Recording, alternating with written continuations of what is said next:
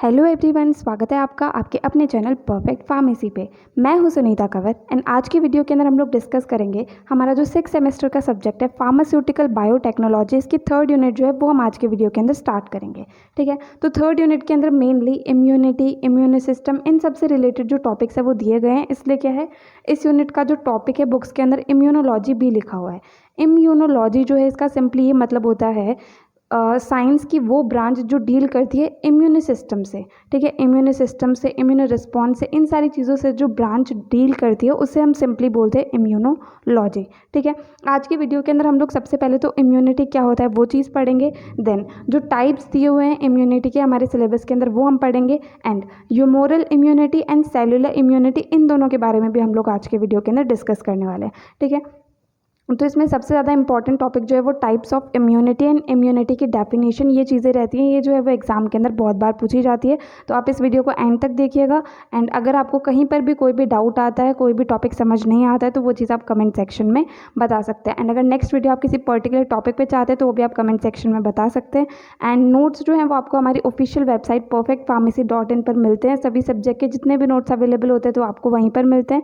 And बाकी जो question paper हो गया या क्वेश्चन पेपर विद सोल्यूशन हो गया या फिर इंपॉर्टेंट क्वेश्चंस की पीडीएफ हो गई, वो सारी चीज़ें जो है वो आपको हमारे टेलीग्राम चैनल परफेक्ट फार्मेसी पे मिलती है, तो वो चीज़ आप वहाँ जा करके चेक कर सकते हैं। एंड टेलीग्राम चैनल को आप ज़रूर ज्वाइन करना, क्योंकि वहाँ पर आपको सारी की सारी चैनल से रिलेटेड अपडेट्स मिलती रहती है, या फिर आपको किस टॉपिक से रिलेटेड वीडियो चाहिए वो सारी चीज़ें भी जो है वो वहीं पर बताई जाती है। ठीक है, तो चलिए हम आज का टॉपिक जो है वो स्टार्ट करते हैं। तो सबसे पहले हमें ये पता होना चाहिए कि इम्यूनिटी जो है वो क्या होता है।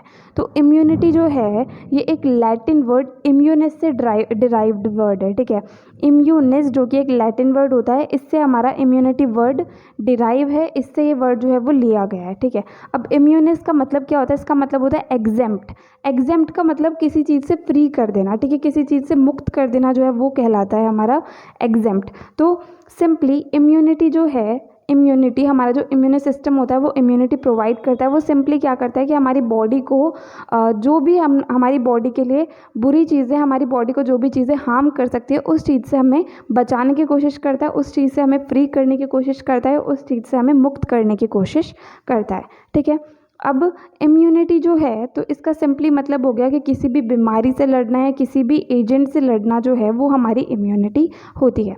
अब इसकी डेफिनेशन हम लोग बताएं तो इम्यूनिटी जो है it is defined as the capacity of body to resist the entry of different foreign bodies. तो इम्यूनिटी जो है ये हमारी बॉडी की कैपेसिटी होती है जिसकी मदद से हमारी बॉडी जो है अलग अलग फॉरेन बॉडीज़, मतलब हमारी बॉडी के लिए जो भी चीज़ें अच्छी नहीं हैं उन्हें हम लोग सिंपली फॉरेन बॉडीज़ या फॉरेन पार्टिकल्स कहते हैं। तो इम्यूनिटी जो है वो फॉरेन बॉडीज़ की एंट्री को हमारी बॉडी के अंदर रोकती है, रेजिस्ट करती है, जैसे कि बैक्टीरिया हो गए, वायरस हो गए, टॉक्सिक सब्सटेंसेस हो गए, ठीक है, एलर्जेंस हो गए, तो इन सबको हमारी बॉडी के अंदर एंटर करने से रोकती है। अब इम्यूनिटी इम्यून सिस्टम के द्वारा प्रोवाइड होती है। इम्यून सिस्टम के अंदर क्या होता है, कुछ सेल्स आते हैं, मॉलिक्यूल्स आते हैं जो रिस्पॉन्सिबल होते हैं हमारी बॉडी की इम्यूनिटी को बना के रखने के लिए, एंड जो एक collective and coordinated response immune system के द्वारा प्रोड्यूस होता है फॉरेन सब्सटेंसेस के अगेंस्ट में, उस रिस्पॉन्स को जो है हम लोग सिंपली इम्यून रिस्पॉन्स कहते हैं। ठीक है, तो यह हमारा बेसिक इंट्रोडक्शन हो गया इम्यूनिटी का।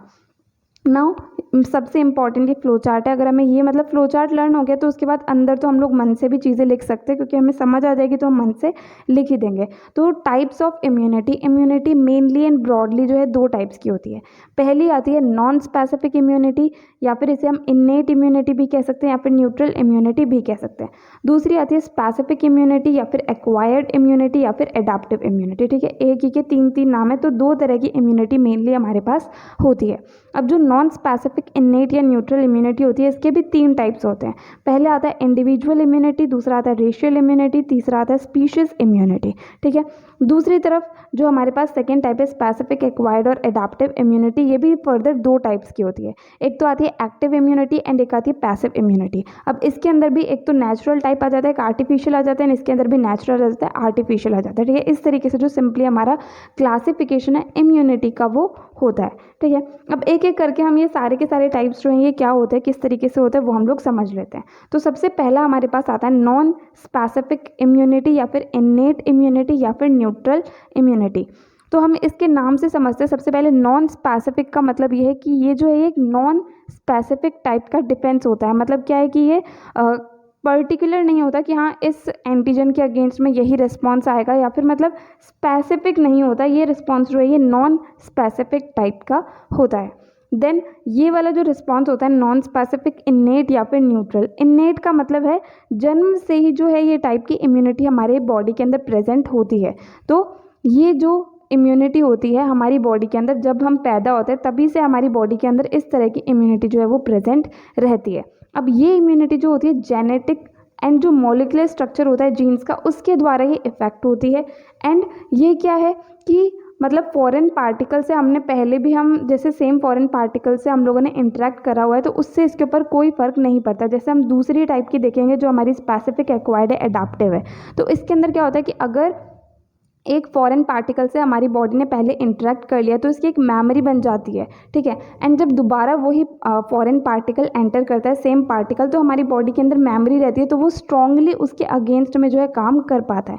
बट नॉन स्पेसिफिक के अंदर ऐसा कुछ भी नहीं होता, चाहे पहले सेम फॉरेन पार्टिकल से हमारी बॉडी ने इंटरेक्ट करा हो ना करा हो, कोई फ़र्क नहीं पड़ता, इसका जो रिस्पॉन्स है वो सेम ही आता है, ठीक है। तो सिंपली नॉन स्पेसिफिक, इन्नेट या जो न्यूट्रल इम्यूनिटी होती है हमारी बॉडी के अंदर बर्थ से ही प्रेजेंट होती है, ये नॉन स्पेसिफिक टाइप की होती है। एंड इसके अंदर क्या है, प्रीवियस इंटरेक्शन अगर हो रखा है किसी फॉरेन बॉडी से तो उससे कोई भी फर्क नहीं पड़ता है। ये वाली इम्यूनिटी जो है वो सिर्फ और सिर्फ जेनेटिक एंड मॉलिक्यूलर स्ट्रक्चर जो होता है जीन्स का, उसी के द्वारा इफेक्ट होती है। अब जो हमारे पास में नॉन स्पेसिफिक के 3 टाइप्स है, पहला आता है इंडिविजुअल इम्यूनिटी। इंडिविजुअल इम्यूनिटी का मतलब है अलग अलग लोग, मतलब डिफरेंट इंडिविजुअल्स, डिफरेंट इंसान जो कि सेम रेस के हैं एंड सेम स्पीशीज़ के हैं, उसके अंदर क्या होता है, एक इन्फेक्शन के अगेंस्ट रेजिस्टेंस प्रेजेंट होता है। तो इंडिविजुअल इम्यूनिटी जो है same race and same species के इंडिविजुअल्स के अंदर होती है किसी एक पर्टिकुलर इन्फेक्शन के अगेंस्ट में, ठीक है। जैसे होमोजाइगस ट्विंस जो होते हैं उनके अंदर क्या होता है, रेजिस्टेंस या वल्नरेबिलिटी जो होती है किसी भी बीमारी के लिए वो सेम होती है। जैसे जो होमोजाइगस ट्विंस होते हैं वो ट्यूबरकुलोसिस जो है उससे सेम रेजिस्टेंस शो करते हैं, साथ ही साथ सेम वल्नरेबिलिटी, मतलब सेम जो है उनके अंदर वो बीमारी होने के चांसेस होते हैं, ठीक है। दूसरा हमारे पास में आता है रेशियल इम्यूनिटी। तो रेशियल इम्यूनिटी के अंदर क्या होता है, सेम स्पीशीज़ की जो डिफरेंट रेसेस होती हैं, मतलब सेम स्पीशीज़ है बट उसके अंदर भी जो डिफरेंट रेसेस होती है उसके अंदर क्या होता है कि डिफरेंट इन्फेक्शन के अगेंस्ट में एक रेजिस्टेंस जो है वो प्रेजेंट होता है। तो ऐसी इम्यूनिटी जो सेम स्पीशीज़ के डिफरेंट रेसेस के अंदर प्रेजेंट होती है उसे हम लोग कहते हैं रेशियल इम्यूनिटी। एग्जाम्पल हमारे पास आता है अल्जीरियन शीप जो होता है वो हाईली रेजिस्टेंट होता है एंथ्रेक्स से, जो कि एक कॉमन डिजीज़ होती है दूसरी रेसेस ऑफ शीप की भी, ठीक है। तीसरी हमारे पास आती है स्पीशीज़ इम्यूनिटी। अब ये इम्यूनिटी जो होती है एक पर्टिकुलर स्पीशीज़ के अंदर प्रेजेंट होती है, ठीक है। स्पीशीज़ के सारे लोगों के अंदर ये इम्यूनिटी प्रेजेंट होती है। जैसे माइक्रोब्स जो हैं वो ह्यूमंस के लिए पैथोजेनिक होते हैं बट माइक्रोब्स जो हैं वो एनिमल्स को इन्फेक्ट नहीं करते हैं, ठीक है। तो इस तरीके से स्पीशीज़ इम्यूनिटी जो है वो एक पर्टिकुलर स्पीशीज़ के अंदर किसी भी पैथोजन के अगेंस्ट इम्यूनिटी जो है वो प्रेजेंट होती है। जैसे बैसिलस एंथ्रेसिस जो है वो इन्फेक्ट करता है ह्यूमन को बट चिकन्स को इन्फेक्ट नहीं करता है, ठीक है। अब हम देखते हैं हमारे पास जो दूसरा टाइप आता है स्पेसिफिक और एक्वायर्ड और एडाप्टिव इम्यूनिटी। तो ये वाली इम्यूनिटी जो है स्पेसिफिक होती है, किसकी स्पेसिफिक होती है, पैथोजन स्पेसिफिक ये इम्यूनिटी हमारी होती है। तो नॉन स्पेसिफिक जो है ये किसी भी पैथोजन के लिए स्पेसिफिक नहीं होती, मतलब ये सेम ही रिस्पॉन्स शो करेगा हर एक केस के अंदर। बट स्पेसिफिक जो इम्यूनिटी होती है ये पैथोजन स्पेसिफिक होती है। इसे एडाप्टिव इम्यूनिटी इसलिए कहते हैं क्योंकि इसमें क्या होता है कि इम्यून रिस्पॉन्स जो प्रोड्यूस हो रहा है वो एक्सपीरियंस के द्वारा अडाप्ट किया गया है। किस तरीके से, जैसे मतलब कोई एक एंटीजन आया हमारी बॉडी के ऊपर, ठीक है, हमारी बॉडी के अंदर कोई एक एंटीजन फर्स्ट टाइम के लिए आया, तो फर्स्ट टाइम में क्या होगा कि फर्स्ट टाइम में जो रिस्पॉन्स होगा वो स्लो प्रोड्यूस होगा। बट जब सेम वही एंटीजन हमारी बॉडी के अंदर सेकेंड टाइम के लिए एंटर करेगा तो सेकेंडरी रिस्पॉन्स प्रोड्यूस होगा और वो भी ज़्यादा स्ट्रॉन्ग जो है, ज़्यादा इंटेंसिटी का जो है वो रिस्पॉन्स रहेगा, ठीक है। तो इसे एडाप्टिव इम्यूनिटी कहते हैं क्योंकि ये एक्सपीरियंस के द्वारा एडाप्ट होती है। अब ये वाली जो होती है हमारे पास इम्यूनिटी मेमोरी के द्वारा कैरेक्टराइज होती है, मतलब जैसे हमारी बॉडी ने किसी पैथोजन को पहली बार एनकाउंटर करा, ठीक है, तो प्राइमरी रिस्पॉन्स प्रोड्यूस होता है जिसकी जो इंटेंसिटी होती है वो कम होती है। बट जब सेम पैथोजन हमारी बॉडी के ऊपर सेकेंड टाइम अटैक करता है तो सेकेंडरी रिस्पॉन्स प्रोड्यूस होता है जो हाई इंटेंसिटी का होता है, ठीक है। तो वो क्या है, मतलब ज़्यादा इंटेंसिटी का होता है, तो रिस्पॉन्स जो है वो ज़्यादा अच्छा होता है एंड वो पैथोजन को जल्दी से एंड प्रॉपर तरीके से जो है वहाँ से एलिमिनेट कर सकता है, ठीक है। अब इसके बाद में हमारे पास सेकेंड जो है स्पेसिफिक एक्वायर्ड, इसके अंदर भी हमारे दो टाइप्स हो गए। पहला आ गया एक्टिव इम्यूनिटी, दूसरा आ गया पैसिव इम्यूनिटी। अब एक्टिव इम्यूनिटी क्या होती है? सो एक्टिव इम्यूनिटी के अंदर क्या होता है कि इसके अंदर हमारी बॉडी के अंदर रेजिस्टेंस डेवलप होता है जब किसी एंटीजन से हम हमारी बॉडी का कांटेक्ट होता है। तो एक्टिव इम्यूनिटी जो है तो इसके अंदर एक रेजिस्टेंस एक्वायर हुआ है जब किसी एंटीजन के साथ में हमारी बॉडी का कांटेक्ट या फिर इंटरेक्शन हुआ है। अब ये कांटेक्ट जो है वो नेचुरल इन्फेक्शन भी हो सकता है या फिर आर्टिफिशियल किस तरीके से होता है, वैक्सीनेशन की मदद से भी हो सकता है। तो सिंपली एक्टिव इम्यूनिटी जो है इसके अंदर क्या हुआ, हमारी बॉडी के अंदर एक रेजिस्टेंस एक्वायर हो गया या डेवलप हो गया एंटीजन के अगेंस्ट में, ठीक है। अब इम्यून सिस्टम जो है उसको एक स्पेसिफिक टाइम पीरियड चाहिए होता है इम्यूनिटी को डेवलप करने के लिए। उस टाइम पीरियड को जो है लेटेंट पीरियड कहा जाता है। लेटेंट पीरियड के टाइम क्या होता है, होस्ट जो है वो माइक्रो ऑर्गेनिज्म के अगेंस्ट एक्ट करता है। तो एक बार क्या होता है, जब एक बार एक्टिव इम्यूनिटी हमारी बॉडी के अंदर डेवलप हो जाती है तो वो बहुत टाइम तक रहती है, ठीक है। एंड एक्टिव इम्यूनिटी की सबसे खास बात यही है कि ये इम्यूनिटी जो है वो बहुत लंबे टाइम तक हमारी बॉडी के अंदर रहती है। तो एक्टिव इम्यूनिटी जो है इसकी भी हमारे पास में दो टाइप थे। एक तो आ गया नेचुरल। नेचुरल क्या होगा, ये क्लिनिकल या फिर नेचुरल सब क्लिनिकल इन्फेक्शंस हमारी बॉडी के अंदर हो गए, एंटीजन के कांटेक्ट में हम लोग आ गए नेचुरली अपने आप ही, तो उसे हम उसके अगेंस्ट में जो डेवलप होएगी इम्यूनिटी उसे हम नेचुरल एक्टिव इम्यूनिटी कहेंगे।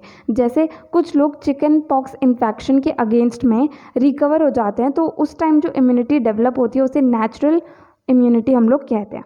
दूसरी तरफ हमारे पास आती है आर्टिफिशियल इम्यूनिटी। तो वैक्सीनेशन या फिर वैक्सीन्स जो होती है उसकी मदद से जो इम्यूनिटी हमारी बॉडी के अंदर डेवलप होती है उसे हम लोग कहते हैं आर्टिफिशियल एक्टिव इम्यूनिटी। अब दूसरा टाइप हमारे पास आएगा पैसिव इम्यूनिटी। पैसिव इम्यूनिटी जो है ये किस तरीके से हमारी बॉडी के अंदर डेवलप होती है, तो कोई एक इंडिविजुअल है, ठीक है, उसके अंदर रेडीमेड एंटीबॉडीज़ को डाल दिया जाता है, ठीक है, किसी भी एजेंट, इन्फेक्टिव एजेंट या फिर टॉक्सिन के अगेंस्ट में, तो उस चीज़ को जो है हम लोग पैसिव इम्यूनिटी कहते हैं, ठीक है।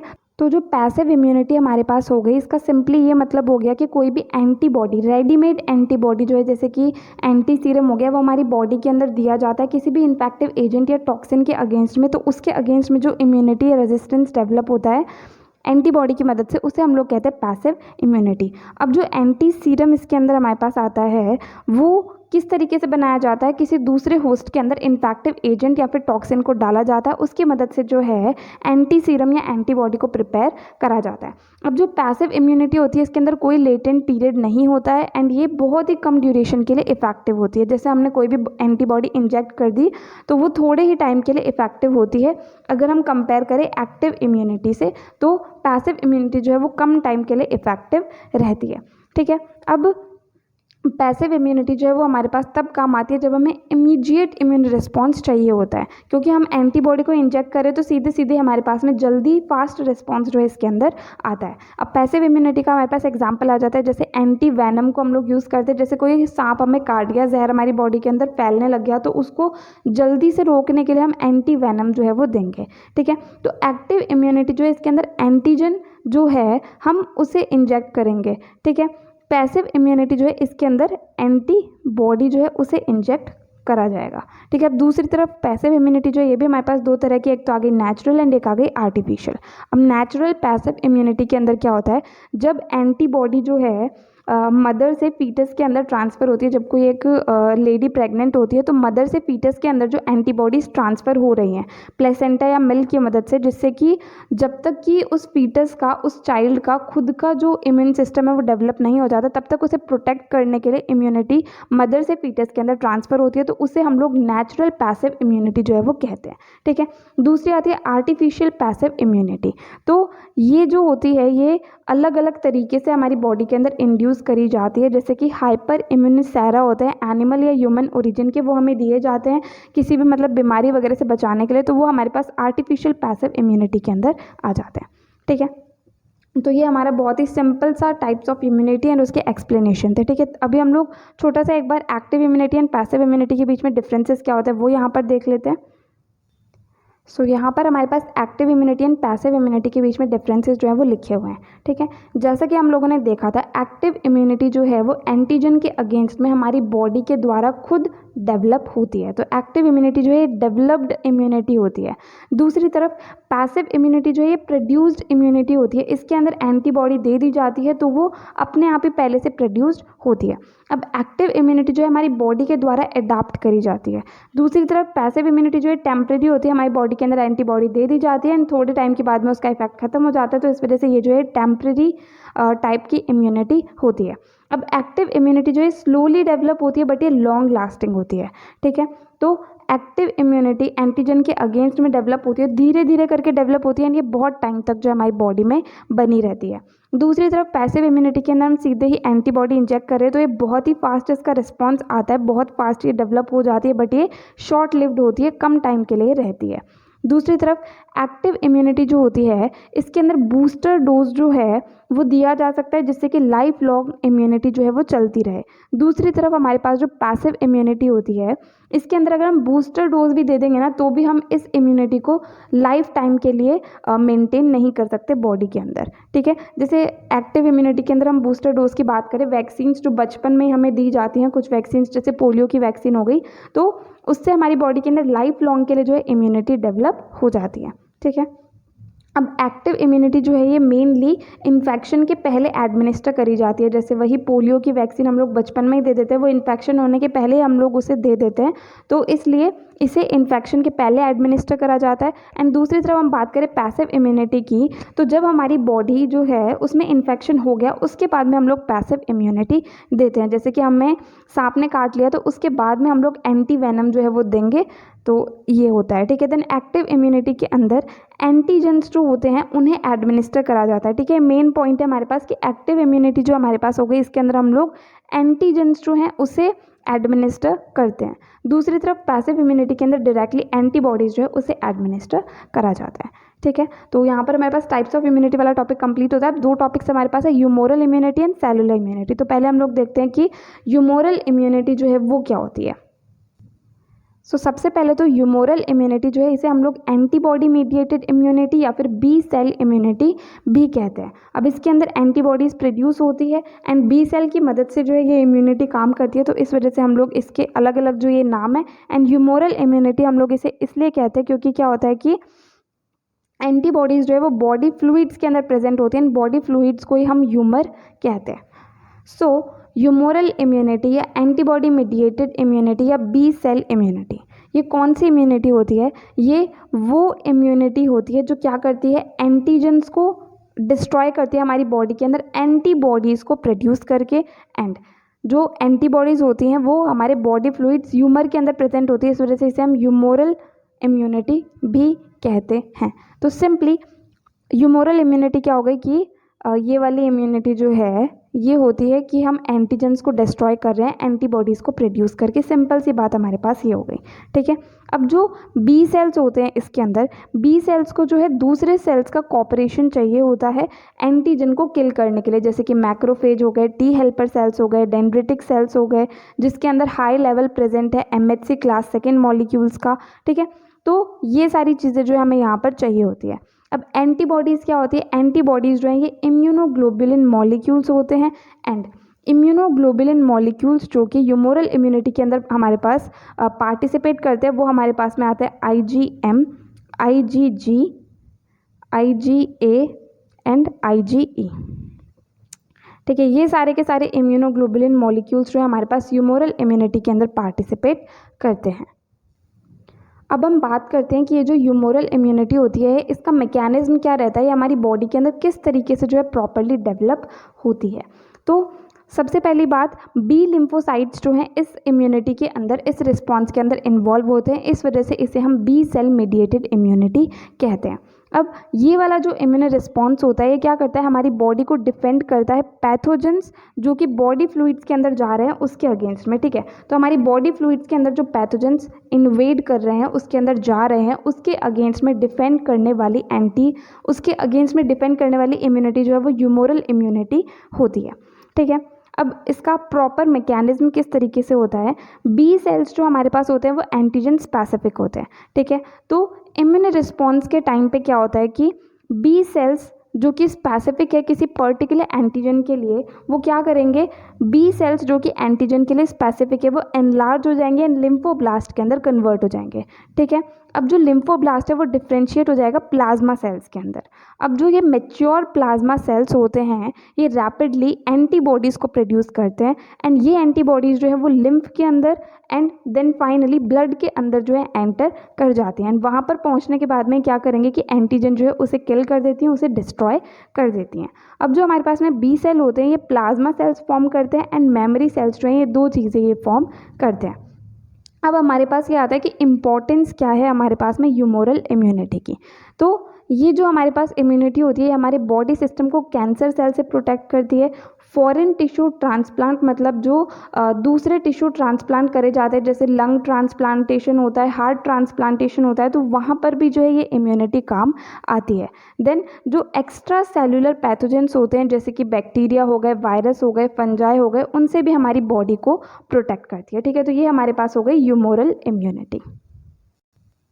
अब दूसरा हमारे पास आता है सेल्युलर इम्यूनिटी, जिसके दूसरे नाम होते हैं सेल मीडिएटेड इम्यूनिटी या फिर टी सेल इम्यूनिटी, ठीक है।